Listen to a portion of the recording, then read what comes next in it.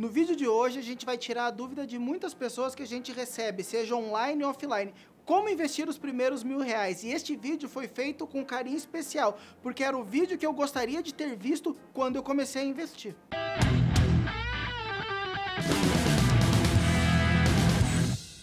Eu sou o Thiago Navarro e a primeira coisa para quem quer investir os primeiros R$1.000 tem que deixar uma coisa muito clara. Esses R$1.000 não vão deixar você rico, mas calma.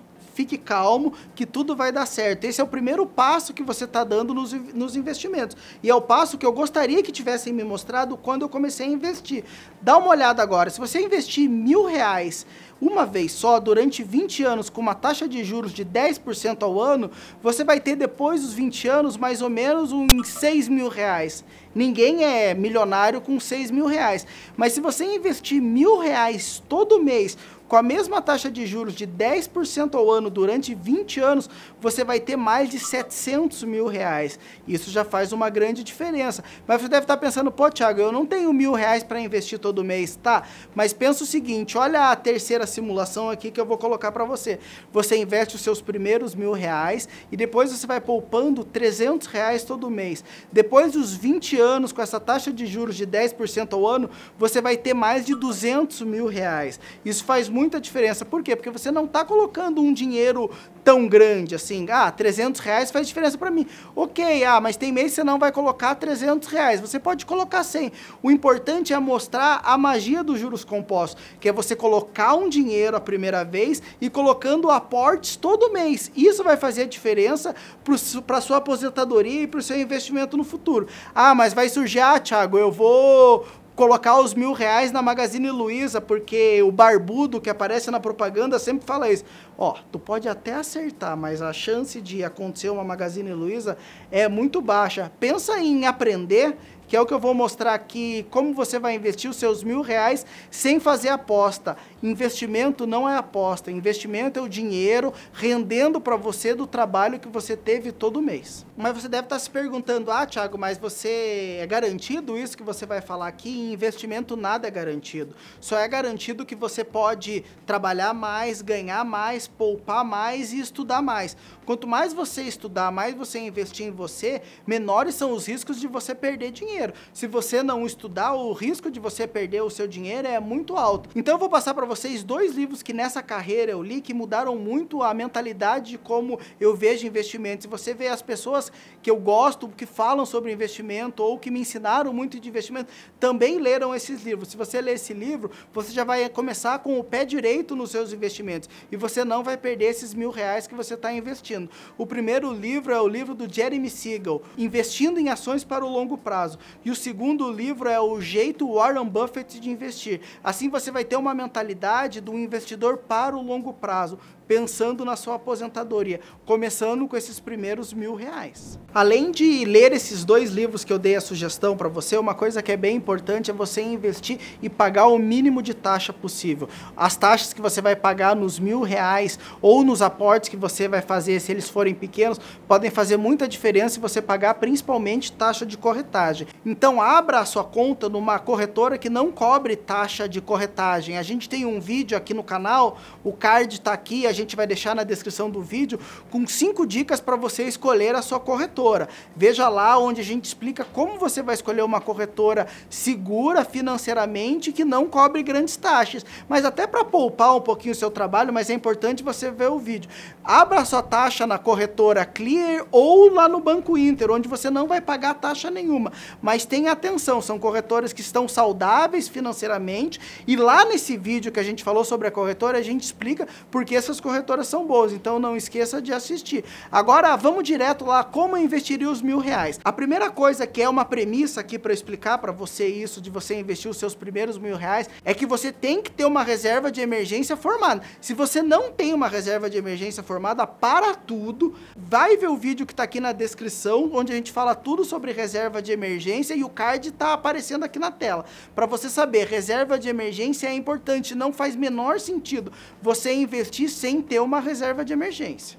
30% desses R$ 1.000 eu investiria em renda fixa, lá no Tesouro Direto. Pô, Thiago, por que tudo isso? Porque vamos pensar, se você está vendo esse vídeo aqui, você não sabe muito sobre investimento. Né? Você vai pegar o teu dinheiro e vai pôr direto na renda variável, você vai perder muito dinheiro e é o custo do aprendizado. Então, deixa 30% desse dinheiro lá na renda fixa, no Tesouro Direto. E como eu dividiria esses 30%? 50% no Tesouro Selic, que vai ser a reserva de oportunidade no começo. Eu não acredito nisso de reserva de oportunidade, mas para você ir aprendendo, colocando o pezinho lá na renda variável. E outros 50% desses 30% no Tesouro IPCA, que é a proteção com relação à inflação, que é o sobe e desce dos preços do supermercado. Então você vai ter uma reserva para você ter dinheiro caso você vá aprendendo os investimentos, e 50% desses 30% em renda fixa, que vai ser a sua proteção com relação à inflação do nosso país, que a gente já teve inflação altíssima em 2015 lá, 14%, 15% de inflação. Então, fique ligado, deixe seu dinheiro na renda fixa, protegido no Tesouro Selic e no Tesouro IPCA. No passo número 2, nesses R$ 1.000 que eu usaria para investir, eu investiria 40% em fundos imobiliários. Por quê? Porque eu estaria protegido com relação à inflação, tem uma forte correlação dos fundos imobiliários com a taxa básica de juros no Brasil. Então, você estaria protegido com relação à inflação. Tá, Thiago, mas qual tipo de fundo imobiliário eu devo investir? Foque primeiramente em investir em fundos imobiliários de tijolo. São os fundos imobiliários que são coisas realmente construídas, por isso que ele tem o nome de tijolo. Você pode investir em fundos imobiliários de lajes corporativas, industriais, hospitalares, agências bancárias, shoppings, industriais, tem diversas formas de fundos imobiliários de tijolo. E além de fundos imobiliários de tijolo, invista em fundos imobiliários que sejam multimóveis, que um fundo imobiliário pode ter diversos imóveis, um exemplo é o KNR11, que tem quase 28 imóveis e multi-inquilinos, porque você não fica dependente de um fundo imobiliário. Por exemplo, você aluga para uma empresa só. Se essa empresa decide sair, tem grande chance de você se dar mal. Então, 40% em fundo imobiliário, sendo em fundo imobiliário de tijolo, multimóvel e multi-inquilino. Porque se você tiver em multimóvel e multi-inquilino, você já vai estar diversificado dentro dos fundos imobiliários. E existe uma correlação de risco muito mais baixa em multimóveis e multi-inquilinos com os demais tipos de fundos imobiliários. Agora, quais fundos imobiliários propriamente dito eu investiria? Mas isso daqui não é recomendação de investimento. Eu investiria no KNR11, no HGRE11, no HGLG11 e no FIB11. Esses 4 fundos imobiliários de bandeja para vocês. Do total restante, os 30% eu investiria em ação. Mas assim, é importante você entender o conceito de ação e de sócio de empresas. Você vai se tornar sócio da empresa, você é um dos donos daquela empresa. Um acionista minoritário, é verdade, mas é um sócio que vai se beneficiar do crescimento dos lucros da empresa, que ela pode reinvestir no próprio negócio ou distribuir na forma de dividendos.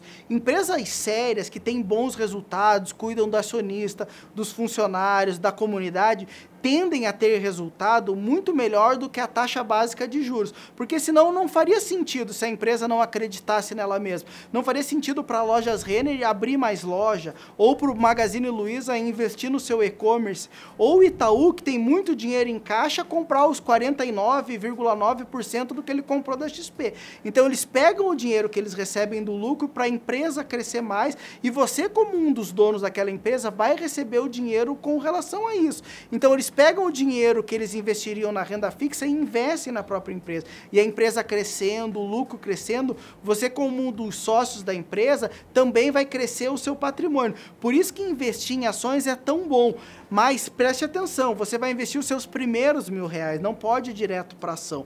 Você tem que ter a renda fixa, diversificar entre renda fixa, fundo imobiliário e ações. Muitas pessoas acham arriscado investir em ações ou pensam que é cassino, mas aqui eu vou te dar um pulo do gato, que é como você vai montar uma carteira de investimento diversificada com boas empresas, usando alguns critérios que vão ajudar você na acumulação de patrimônio, pensando no longo prazo. Vamos lá nesses pulos do gato que eu vou dar para você, as etapas que você vai utilizar para analisar e verificar se essa empresa pode fazer parte do seu portfólio de ações e você se tornar sócio dessas empresas. Quais são os critérios que eu utilizei aqui para montar a carteira de ação que eu vou mostrar para vocês, mas não é recomendação de investimento. O primeiro passo tem que ter uma boa gestão e governança, mas isso pode ser subjetivo, pode ser que para alguém a gestão daquela empresa boa ou para outra não, depende muito de você. Mas o principal ponto não pode ter rolo evidente, não pode ser JBS, não pode ter envolvimento para o governo, porque tem rolo evidente, então em algum momento você vai estar investindo numa empresa que de repente a Polícia Federal vai estar lá para prender o dono. Então, boa gestão e governança, o principal é não ter rolo evidente. Além disso, é importante você investir numa empresa que tenha tag along de pelo menos 80% e um free float de pelo menos 15%. Se você investir em uma empresa que esteja no segmento de listagem do novo mercado, você já vai estar protegido com relação a isso. Outro aspecto importante para a formação da tua carteira de ação é o quê? Ela tem que produzir lucro e caixa, fluxo de caixa de uma forma eficiente, de uma forma crescente. Não pode ser um ano que ela dá lucro, outro ano que ela dá prejuízo. E além disso, ela tem que ter uma dívida equilibrada. Pessoas que não têm dívida equilibrada não podem investir. Então, uma empresa que não tem uma dívida equilibrada também não pode investir. Então, você que toma a decisão de ser sócio daquela empresa ou não. Não faz o menor sentido você virar sócio de uma empresa que está completamente endividada, porque você não viraria sócio do seu cunhado se ele estivesse devendo. Na empresa, numa ação, é a mesma coisa. Mas você deve estar pensando, tá, Thiago, você falou um monte de coisa, mas onde eu vejo esse mundo de informação que você colocou? No site da própria Bovespa, da nossa B3. Então, tá aqui na descrição do vídeo onde você vai entrar e existe todas as informações das empresas, relação de lucro, dívida, se tem tag along, se tem free float, tá tudo lá. Quem são os principais acionistas com a relação da governança? Então, você vai conseguir conferir tudo lá. Ah, Thiago, tá, você já falou tudo, mas quais ações você investiria? Não faz sentido para quem está investindo um montante lá de R$1.000 e esses 30% em ação, você ter uma carteira muito grande, com 12, 10 ações. Senão, todo mês você vai comprar uma ou duas ações. Então, eu focaria a minha carteira de investimento em 5 empresas, que são as 5 empresas que eu considero topo de pirâmide, mas não é recomendação, mais uma vez. Então, eu investiria de maneira igual na EGE3, que é uma empresa do setor elétrico, eu investiria em Lojas Renner, que são a empresa das lojas de varejo que tem em shopping e em rua, e investir em Ambev, que é a empresa do setor alimentício, que tem quase 70% do mercado brasileiro, eu investiria no Banco Itaú, e eu investiria em VEG3, que é a grande empresa de motores elétricos, compressores aqui no nosso país. Lembrando que nos investimentos nada é garantido, né? Os lucros do passado não são garantidos que eles vão acontecer no futuro. E essas 5 empresas que eu passei para vocês são empresas que eu invisto há bastante tempo e que passaram nos critérios que são estipulados para mim. Pode ser que você tenha critérios diferentes, mas são empresas seguras. Você gostou dessas 5 empresas? Pensa em investir nelas? Se você gostou, não esquece de deixar o like aqui no nosso vídeo, se inscrever no nosso canal, ativar as notificações, seguir as nossas redes sociais, e se você tiver a dúvida de alguma empresa para saber se ela tem dívida, se ela tem lucro constante, como está a governança dessa empresa, não esqueça de deixar aqui nos nossos comentários que eu vou ter um grande prazer em responder. Se você gostou desse vídeo, continue seguindo o nosso canal para ver os próximos vídeos desse quadro, onde a gente está falando diretamente de renda variável. Muito obrigado pela sua audiência e até o próximo vídeo.